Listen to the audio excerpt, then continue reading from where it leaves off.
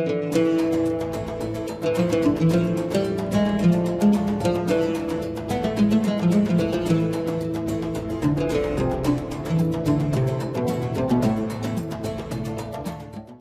আলাইকুম ওয়া রাহমাতুল্লাহি ওয়া বারাকাতুহু। সুপ্রিয় দর্শক, সময় টেলিভিশনের বিশেষ আয়োজন ইসলামী অর্থনীতি অনুষ্ঠানে সবাইকে স্বাগত জানাচ্ছি। আমি মুফতি আব্দুল্লাহ তামিম।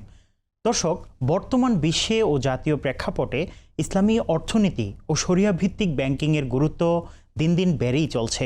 বিশেষ এই পর্বে আজ আমরা আলোচনা করব ইসলামে স্বাবলম্বিতা অর্জনে রোডম্যাপ নিয়ে। এ বিষয়ে গুরুত্বপূর্ণ আলোচনার জন্য আমার সাথে উপস্থিত আছেন দুইজন সম্মানিত আলোচক। আমার সাথে আছেন লেখক ও গবেষক, ঢাকা টঙ্গী আন-নূর জামে মসজিদের খতিব শায়েখ আলী হাসান তৈয়ব। আসসালামু আলাইকুম ওয়া রাহমাতুল্লাহি ওয়া বারাকাতুহু। এছাড়াও উপস্থিত আছেন ব্যাংকার ও উন্নয়ন অর্থনীতি বিশ্লেষক, president global society for Islamic social finance Mohammad Abu Yusuf. আসসালামু আলাইকুম ওয়া রাহমাতুল্লাহ। প্রথমেই শায়েখ আলী হাসান তৈয়ব, আপনার কাছে জানতে চাই, ইসলামী দৃষ্টিকোণ থেকে ব্যক্তি ও জাতির জন্য স্বাবলম্বিতা কেন জরুরি? আমরা জানি যে ইসলামে ইমানের পরে সবচেয়ে গুরুত্বপূর্ণ কাজ হলো সালাত। আর সালাতের পরেই আল্লাহ রাব্বুল আলামিন বলছেন, ওয়াইদা ফাইদা কুদিয়াতিস সালাত ফান্তাশিরু ফিল আরদি ওয়াবতাগু মিন ফাদলিল্লাহ। সালাত শেষ হয়েছে, দুনিয়াতে ছড়িয়ে পড়ো এবং তোমরা আল্লাহর অনুগ্রহ তালাশ করো। ইসলাম মানুষকে স্বনির্ভর হতে, অর্থনৈতিকভাবে স্বাবলম্বী হতে সবসময় প্রেরণা দেয়। আপনি দেখেন নামাজের সঙ্গে এটাকে একসাথে করা হয়েছে। অর্থাৎ নামাজ যেরকম গুরুত্বপূর্ণ কাজ, নামাজ শেষ হয়েছে, এখন মসজিদে তুমি বসে থাকবে না, তোমার কোনো কাজ নাই, মসজিদে বসে বসে জিকির করবে না, ছড়িয়ে পড়ো, যাও বের হও, যে কাজ করো। আবার দেখেন মসজিদ থেকে যখন বের হচ্ছি, বের হওয়ার সময় রাসূল সাল্লাল্লাহু আলাইহি ওয়াসাল্লাম আমাদেরকে দোয়া শিখিয়েছেন। কি দোয়া? আল্লাহুম্মা ইন্নী আসআলুকা মিন ফাদলিক। ওখানে যেই শব্দ মিন ফাদলিল্লাহ, এখানে সে একই শব্দ, আল্লাহ তোমার অনুগ্রহ তালাশ করছি। কারণ কি? কারণ রাসূল সাল্লাল্লাহু আলাইহি ওয়াসাল্লাম বলছেন, কায়াদাল ফাকরু আন ইয়াকুনা কুফরান। মানুষকে দারিদ্র তার কুফরের দিকে নিয়ে যায়। একটা মানুষ যদি অভাবী থাকে, যদি সবসময় যদি তার যে মিনিমাম যে প্রয়োজন, যেটাকে আমরা মানুষের মৌলিক প্রয়োজন বলি, তো এই নিডসগুলো যদি পূরণ না হয়, তাহলে এই মানুষ কিন্তু চুরি করবে, মানুষের কাছে ভিক্ষা করবে, এগুলো প্রত্যেকটা ইসলামে হারাম। তো এখন মানুষকে যদি ইসলামের শিক্ষার উপরে যে স্বাবলম্বী হওয়া, সেটার উপর রাখতে চাই, তাহলে মানুষকে কাজ করতে হবে। আপনি দেখবেন যে এখন যত বেকারত্বের হার আমাদের দেশে, ধরেন লাখ লাখ ছেলে পেলে শিক্ষিত যুবকরা যুবতীরা বেকার হয়ে বসে আছে। এটার কারণ হলো সবাই চাকরি খোঁজে এবং সবার এইম নির্ধারণ করা যে 30-র আগে উনি চাকরিতে ঢুকবে না। ইসলামের এই জায়গায় পার্থক্য আছে। ইসলাম বলে যে হালাল যে কোনো কিছুতে তুমি শুরু করো এবং এক্ষেত্রে তুমি অল্পে তুষ্টি অবলম্বন করো, চেষ্টা করো আর আল্লাহর কাছে চাইতে থাকো। আপনি দেখেন ইসলামের প্রথম দিন শুরু হয় ফজর সালাত দিয়ে, এবং ফজরের সালাত বলা হচ্ছে যে ব্যক্তি পড়ে না তার সারাটা দিন বরবাদ। একটা মানুষের দিনের সূচনা হবে, রোডম্যাপ দেখেন স্বাবলম্বী হওয়ার, প্রথমে আগে সে ফজর সালাত পড়বে। ফজর সালাত পড়ছে এবং রাসূল সাল্লাল্লাহু আলাইহি ওয়াসাল্লাম বলছেন, আল্লাহুম্মা জাআল লি উম্মতি ফি বুকুরিয়া। আল্লাহ, আপনি আমার উম্মতের সকালবেলা আপনি বারাকা দান করেন। ফজরের নামাজ পড়েছেন, আল্লাহ বলছেন বের হও। রাসূল বলছেন যে আল্লাহ তাদের তুমি বরকত দান করো। একটা মানুষ যদি সকালবেলা রিজিকের জন্য বের হয় ফজর নামাজ পড়ে, এবং বাসা থেকে বের হওয়ার সময় যদি বলে বিসমিল্লাহি তাওয়াক্কালতু আলাল্লাহ লা হাওলা ওয়ালা কুওয়াতা ইল্লা বিল্লাহ, আল্লাহ নবী সাল্লাল্লাহু আলাইহি ওয়াসাল্লাম বলছেন যে ফেরেশতা তখন বলে হুদিতা ওয়া কুফিতা, তোমার সারা দিনের যত প্রয়োজন আছে সব মেটানোর জন্য আল্লাহ যথেষ্ট। সুবহানাল্লাহ। তাহলে একটা মানুষ তার ফরজ ইবাদত যেরকম নামাজ, ঠিক একইভাবে তার ফরজ ইবাদত হালাল জীবিকা অর্জন করা। হালাল জীবিকা যদি একটা মানুষ অর্জন করতে না পারে, তিনি কোনোদিন সাদাকা দান করা এই ইবাদতটা করতে পারবেন না, তিনি হজের ইবাদত করতে পারবেন না, জাকাতের ইবাদত করতে পারবেন না। অর্থ যদি না থাকে, ইসলামের যে 5টা পিলার্স আছে, 5 পিলার্স অফ ইসলাম, তার মধ্যে 2টা কিন্তু তার নাই। তো এই জন্য অর্থ এবং স্বাবলম্বিতা অর্জন করা এটা ইসলামে একটা ইবাদত। রাসূল সাল্লাল্লাহু আলাইহি ওয়াসাল্লাম বলছেন যে তুমি তোমার কুল্লু লুকমাতিন তাদাউহা ফি ফামি যাওজিক ফাইয়া সাদাকা, তোমার স্ত্রীর মুখে যে লোকমা তুলে দিচ্ছ, প্রত্যেকটি লোকমা তোমার জন্য সাদাকা। এবং তিনি বলছেন যে একটা সাহাবী, তিনি কাঠ কেটে বন থেকে আসছেন, সাহাবীরা দেখে বলছেন কি সুঠাম দেহ, কি দারুণ বডি, তিনি যদি এই কাজে না করে তিনি যদি জিহাদে দিয়েছেন, আল্লাহ রাসূল সাল্লাল্লাহু আলাইহি ওয়াসাল্লাম বলছেন তোমরা শোনো, সে যদি তার স্ত্রীর মুখে লোকমা তুলে দেওয়ার জন্য গিয়ে থাকে, তার বাবা মার মুখে লোকমা তোলার জন্য সে যদি এই পরিশ্রম করে থাকে, সে অলরেডি জিহাদে আছে। সুবহানাল্লাহ।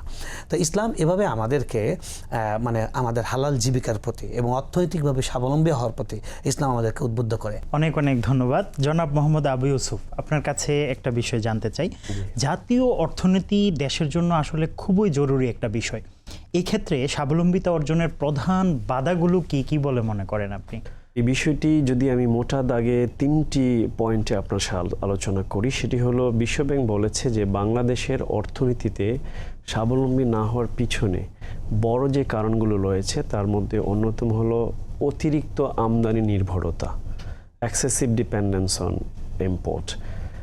এরপরে আমরা যদি দেখি যে আমাদের দক্ষতা ভিত্তিক শিল্পের অভাব, যেমন ধরুন আমাদের কৃষি যেই প্রোডাক্টগুলো আছে সেখানে আমরা দেখছি যে এটার সাথে ভ্যালু এডেড কোনো প্রোডাক্ট তৈরি হচ্ছে না। আমাদের দেশের সবচাইতে বড় যেটা একটা প্রধান আমরা দেখি আম, সেই আমটা সারা বিশ্বে কিন্তু আমরা ইম্পোর্ট করতে পারি এবং আমের সাথে কিন্তু আমরা আমের জুস বানাতে পারি। আপনি দেখবেন যে আমের জুসের আপনি কোয়ালিটি যদি ইন্ডেক্স বিচার করেন, বাংলাদেশে কিন্তু ভালো আমের জুস পাওয়া যাচ্ছে না, আমরা সেই ভুটানের আমের জুস খেতে হয়। ওয়াই? তাহলে এই যে ভ্যালু অ্যাডেড সার্ভিসটা আসতে পারে। এর সাথে আমি যে বিষয়টা অ্যাড করতে চাই সেটা হলো বাংলাদেশের একটা অনেক বড় পটেনশিয়ালস আছে ইসলামিক ইকোনমিক সিস্টেমটাকে ইন্টিগ্রেট করা আমাদের ন্যাশনাল ইকোনমিক প্ল্যানিংয়ের সাথে, জাতীয় উন্নয়ন ভাবনার সাথে আমাকে এটা নিয়ে আসতে হবে। কেন নিয়ে আসতে হবে? আমি যদি আপনাকে একটি সংক্ষিপ্তভাবে এক্সাম্পল দিয়ে বলি, ধরেন আমাদের এই বছরের বাজেট কত ছিল? 25 এবং 26-এর বাজেট ছিল 7.90 ট্রিলিয়ন, আই মিন 7,90,000 কোটি টাকা। তো এই 7,90,000 কোটি টাকা কি আমরা সংস্থান করতে সম্ভব না। আমরা সিপিডির অ্যানালাইসিসে দেখেছি যে এর 44.7% হলো ডেফিসিট, দ্যাট মিনস 3.53 ট্রিলিয়ন। 3,53,000 কোটি টাকায় আসবে কোত্থেকে? বিভিন্ন ফরেন এজেন্সি থেকে লোন বা গ্র্যান্টস হিসেবে আসবে। তো আসলে কি দাঁড়ালো বিষয়টা? দাঁড়ালো যে আমরা ডেট বেসড ইকোনমি, ঋণ নির্ভর একটা ইকোনমিতে আমরা আছি। তাহলে এই ধরনের ইকোনমি তো স্বাবলম্বী হতে পারে না। অন দি আদার হ্যান্ড ইসলাম চমৎকার কিছু সলিউশন দিয়েছে। ইসলামিক ইকোনমিক সিস্টেমের দুটো পার্ট, একটা ইসলামিক কমার্শিয়াল ফাইন্যান্স আর একটা ইসলামিক সোশ্যাল ফাইন্যান্স। এই সোশ্যাল ফাইন্যান্সের অনেকগুলো ইনস্ট্রুমেন্ট আছে, যেমন জাকাত, সাদাকা, কর্জা হাসানা, মাইক্রো ফাইন্যান্স। আমি শুধু যদি জাকাত নিয়ে কথা বলি, গবেষণা দেখা গেছে যে যদি আমরা জাকাত পটেনশিয়ালসটা এক্সপ্লোর করি, বাংলাদেশে 1.5 ট্রিলিয়ন, আই মিন 1,50,000 কোটি টাকা প্রতি বছর জাকাত তোলা সম্ভব, যা আমার বাজেটের অ্যারাউন্ড 19% কাভার করবে। তো এই বিষয়টা আমরা আশা করব আমাদের যারা নীতি নির্ধারক আছেন এবং সামনে যে গভর্নমেন্ট ক্ষমতায় আসবেন তারা এই বিষয়গুলো আমাদের জাতীয় উন্নয়ন পরিকল্পনা নিয়ে আসবেন এবং যথাযথ পদক্ষেপ নেবেন। জি, অনেক অনেক ধন্যবাদ, অনেক সুন্দর আলোচনা করেছেন। শেখ, আপনার কাছে আরেকটা বিষয় আমি জানতে চাই, কোরআন এবং হাদিসে অর্থনৈতিক স্বনির্ভরতা এর কি নির্দেশনা পাওয়া যায়, এই বিষয়টা সংক্ষিপ্তভাবে বলুন। ধন্যবাদ। আমরা জানি যে রাসূল সাল্লাল্লাহু আলাইহি ওয়াসাল্লামের কাছে এক ব্যক্তি তিনি চাইতে এসেছেন সাহায্য, আল্লাহ রাসূল সাল্লাল্লাহু আলাইহি ওয়াসাল্লাম তাকে কাজ দেখিয়ে দিয়েছেন এবং সাহাবীদেরকে দেখেন তারা যখন সব কিছু রেখে একদম খালি হাতে মদিনায় গেলেন, সেখানে আব্দুর রহমান ইবনে আউফ রাদিয়াল্লাহু তাআলাকে সাদ রাদিয়াল্লাহু তাআলা বললেন যে আমার যা আছে অ্যাসেট অর্ধেক আপনার জন্য, আপনি নিয়ে নেন, আমি আপনাকে দান করে দিচ্ছি, হেবা করছি বা আপনাকে আমি হাদিয়া দিচ্ছি। তিনি বললেন না, আল্লাহ আপনাকে বরকত দান করুক, বারাকাল্লাহু ফি আমওয়ালিক ওয়া ফি আহলিক, তোমার সম্পদে তোমার পরিবারে আল্লাহ বারাকা দান করুক, দুল্লানি আলা সুক, আমাকে বাজার দেখিয়ে দাও, আমরা ব্যবসায়িক মানুষ, আমরা কাজ করে নিতে হব। এবং মাত্র 8 বছরের ব্যবধানে মদিনার শীর্ষ একজন ধনী ছিলেন আব্দুর রহমান ইবনে আউফ রাদিয়াল্লাহু তাআলা আনহু। এবং রাসূল সাল্লাল্লাহু আলাইহি ওয়াসাল্লাম বলছেন যে কাসবুল হালালি ফরিদাতুন বাদাল ফরিদা, মানুষের ফরজগুলোর মধ্যে পরে দ্বিতীয় ফরজ হলো হালাল জীবিকা অন্বেষণ করা। এবং তিনি বলছেন যে হাত দিয়ে মানুষ যে কামাই করে সেটা হলো মানুষের জন্য সবচেয়ে বড় পবিত্র রিজিক। তো এখন আমরা ইসলাম যেটা আমাদেরকে বলে যে যার যতটুক ব্যবস্থা আছে এবং যার যতটুক সামর্থ্য আছে এবং আয়োজন আছে, আপনি এখনই কাজে লেগে যান। আপনি বসে থাকবেন না যে না আমার 90,000 টাকা স্যালারির একটা চাকরি লাগবে, আপনি একটা ক্ষুদ্র উদ্যোক্তা হয়ে যান। আমাদের এই যে প্রধান উপদেষ্টা তিনি বারবার বলেন যে সবাই চাকরি খোঁজে, চাকরি দাতা হন। ইসলামের কথা কিন্তু এটা যে আপনি চাকরি দাতা হবেন। এবং আমাদের সামাজিক বাধার মধ্যে একটা বাধা হলো যে আমরা অনেকগুলো পেশাকে মহানত্ব দান করেছি, অনেকগুলো পেশাকে আমরা ওটাকে ছোট মনে করি বা ওটাকে হেয় মনে করি। কিন্তু ইসলামের দৃষ্টিতে বৈধ কোনো কাজই ছোট নয়, বরং বৈধ যে কোনো হালাল কাজ এটা সম্মানের এবং এটা ইবাদত। এবং তিনি শুধু নামাজ পড়া রোজা করা ইবাদত নয়, তিনি যে হালাল জীবিকা অর্জন করছেন এটাই ইবাদত।